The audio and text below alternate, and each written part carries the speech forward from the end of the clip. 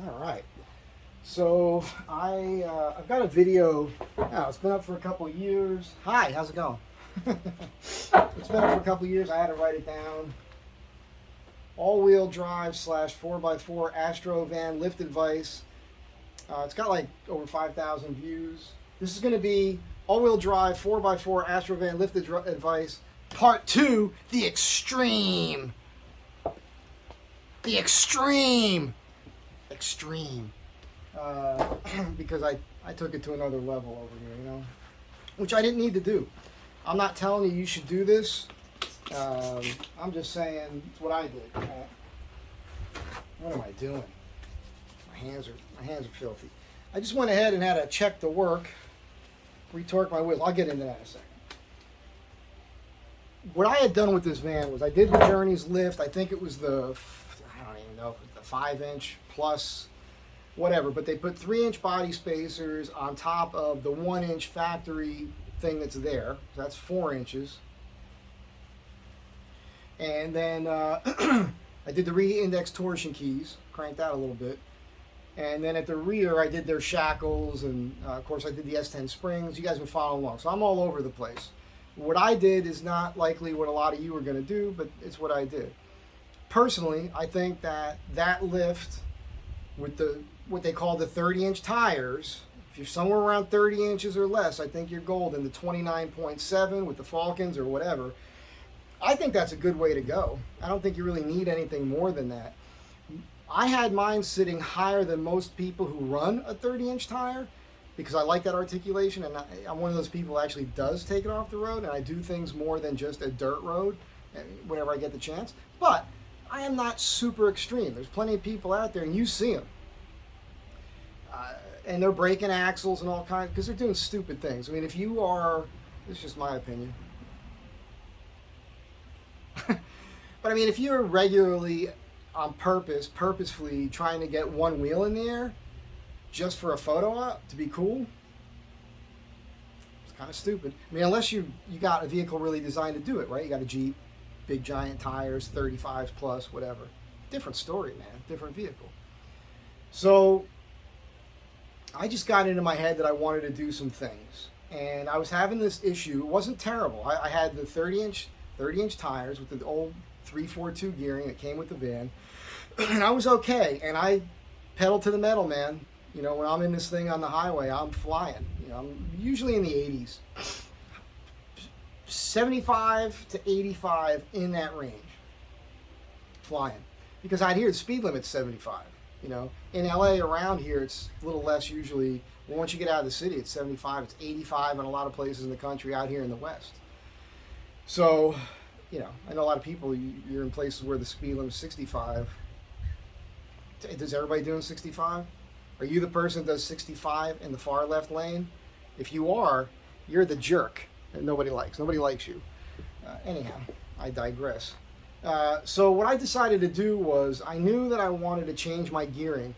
With the 30-inch tires and the 342 gears on long road trips, I'd done all my calculations. I was getting a pretty standard about 15 miles per gallon, which for a lifted vehicle with a rack on it and everything else, that's not terrible. That's not terrible. But I wanted better. And I knew I wanted to re-gear to 410s. And I figured, you know, might as well go with a bigger tire. So I went to 32-inch tires, right? 31.7. Falcon Wild Peak LT AT3s. LT because they got the 10 ply sidewall. I went with the 235/85 R16. Some people call them pizza cutters, but they're not too skinny. They look great on this van.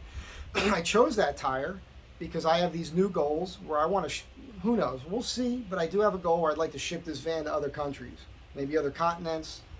I want to drive it South America, all that stuff. I am thinking now about possibly going to Europe and doing that because I do technically have a house there in Greece that was the house my father was born in. It's been empty since he died in 2001. But that's a whole other story. So I'm happy with this setup. Now, if you do the 410 gears and the 32-inch tires, you really want to bring this somewhere where they could hook up with a computer and dial that in so that your transmission's doing its job properly. I keep looking at the van as I'm talking to you. That's why I keep looking. It's just nice to look at. I apologize. So I did bring it to a guy up in Canyon Country there, Triple Threat Auto Racing. He did it. He did it. I think they possibly put the wrong tire size in by a fraction of something. I got it back from him. We went for a drive. It felt great, and I could tell the transmission better, power band's better. All that's good. But when I drove it to my buddy's house from there, I put maps on, and I noticed right from the jump, even at low speeds, my speedo's off a little bit. It's not terrible. It's like 1-2 miles per hour. It grows slightly on the highway to maybe 4. But if I'm doing 75, I'm really doing closer to like 71. That's about where it's at right now. So I don't know how that's affecting other things. We know that the miles per gallon readout, the digital readout there in the console, that's real time, is not connected to that. But the numbers I'm seeing on there are pretty awesome. Again, when you step on it to go, it drops low like any other car. 6 to 8, 9. But then right away, as it shifts gears, it starts jumping pretty quick.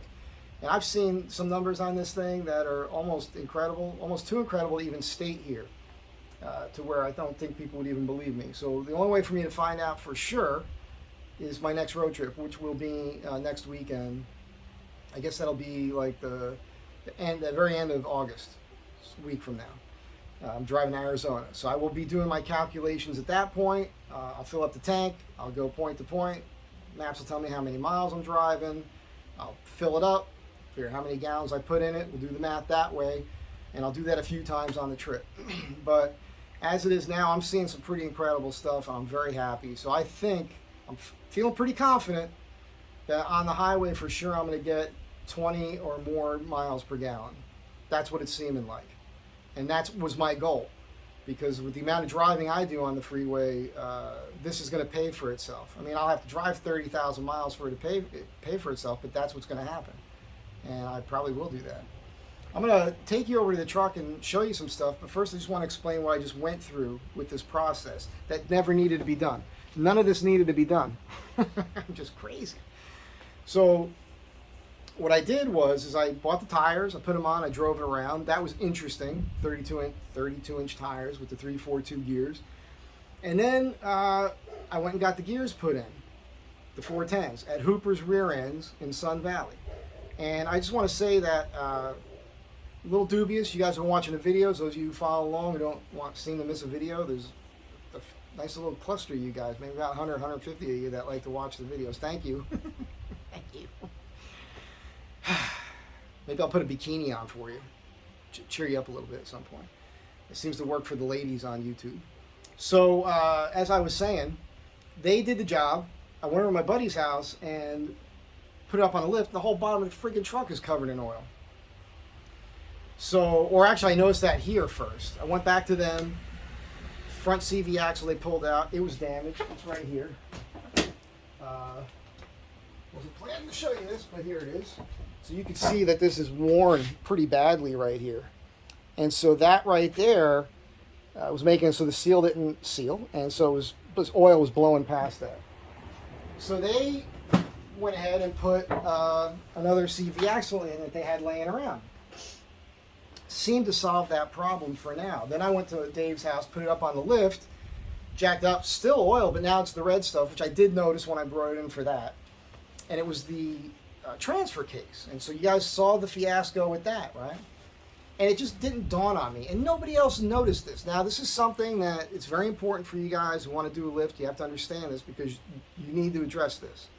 If you do a lift, odds are you're going to be fine. But what's happening is you lift the vehicle, your rear end stays here. So you're lifting the vehicle, your yoke is slipping out of your transfer case at the rear as you go higher.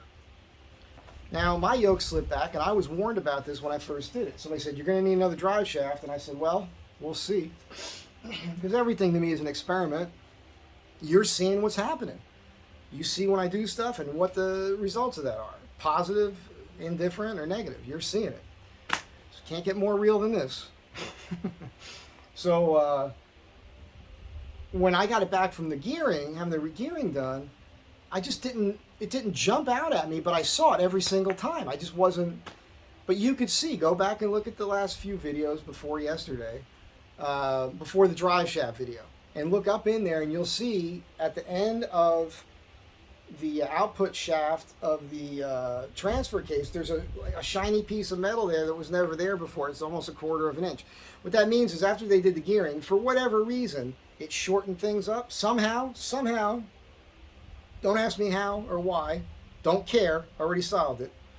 That was enough of a slip out for it to start spitting oil, and that's what the problem was. So, new drive shaft. Now it's only about an inch away. Now, there's going to be an issue, possibly, because I am going to be lifting the engine and transmission 2 inches up. Dave already sent the stuff out. Parts are coming. That's going to happen pretty soon. Finally, months later. Dave, dude, love you, man. So when that happens, that's going to slip out again. But I think I'm going to be okay. If I want to fix it, Sergio over there at the drive shaft joint said, dude, you come back. I'll take care of you. We'll cut it off. Reuse all the same parts. You didn't put, they weren't in very long, and he said he'll give me like a stellar deal just to redo it if I want to do that. So my recommendation is you know, be mindful of that.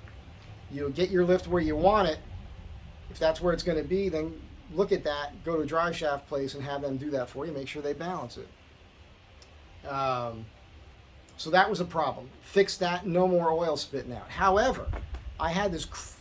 It was progressively getting worse every day, where on the highway I noticed it mainly, because I don't drive on the highway a lot lately, been in the city more, getting the break-in miles in. So when I was driving back, on the way to the drive shaft place I felt it, but I kept thinking, it's the drive shaft. I thought it was the drive shaft needed to be balanced. George Carusos, you mentioned that. That was fine. It really wasn't, that wasn't the issue. It was the yoke slipped out too far. But that's what I was thinking. When I got in the van, I drove it home from there. Man, I was feeling it. It was even worse, which had nothing to do with the rear drive shaft, right? As you guys know, if you've been watching the videos, what it was the CV axle that they put in, which is this one. It's all fouled up. It's a piece of garbage. They literally picked it up off the floor, stuck it in my truck. I went underneath the van that day or the next day, and you saw the video. I'm moving it around. It's making all kinds of noise. Crazy, man. That's crazy. Yesterday, I put the new CV axle in myself, previous video, and when I did that, when I was undoing things while the van was on the ground, 3 of my lug nuts were loose, and the center 36 millimeter bolt that holds the wheel hub assembly, that was not torqued down. That broke. That didn't even have to break free. It just went free. I kept saying I felt oil in the front diff the last couple days, but not really. When you stick your finger in, right when you stick it in there, right when you stick your finger in there, you get your finger in there, there's a little ledge that it touches. And I was hitting that, and that's some oil on it. And that's why I kept thinking, but that wasn't enough. It wasn't really enough, because yesterday, after I put the CV axle in, I pulled the filler cap, and it took half of this.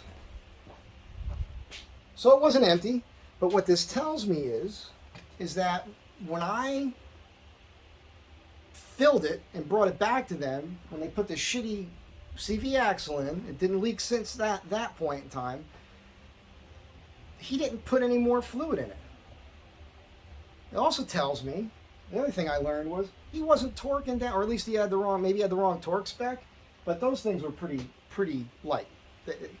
You know, so what I just did, I came home now, one thing I noticed is yesterday, if you watched that video, you saw me crank on that nut with the crowbar in, and then later you see me in the video using the torque wrench, and it goes really easy. It was already there. I over torqued it. And I was sure of that. Last night I was thinking about it. I was like, I should back that off. When I was driving today, no more vibration on the highway, going fast. Something felt a little rough to me. I'm thinking maybe it's just the axle kind of breaking in, because that did feel pretty stiff. But I also thought to myself, I'll bet you I've over torqued that wheel bearing, that wheel hub assembly. So when I came back here today, I loosened it, set my torque wrench. I am backing that to 0 now. Thanks for the tip, whoever that was. I'm sorry I forgot your name right now, but thank you. Well appreciated. If you have a torque wrench, back it out to 0 every time you're done with it. So I loosened it, torqued it, click, boom. Decided to go to the passenger side. And I got a solid half turn or more before it clicked. So either they don't know what the spec is or they never torqued it. This is Hooper's. And again, I don't mean to throw them under the bus, but I did bring it back to them because part of our deal was once I got the break-in miles in, they would replace the diff cover for me, and they would replace the oil in the front and rear diff. So I had them do that. I'm not leaking anything. I am now going to take you under the van and show you a couple things of what's going on. One thing in particular with the 32-inch tire, I get a little rub on the frame. I got a couple ideas how I want to deal with it, and I'm going to talk about that next.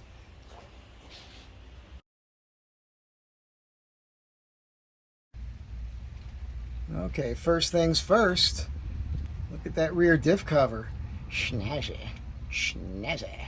I do have posi traction in here now, so it's the 410s with posi traction, and I thought, you know, why not go crazy, man?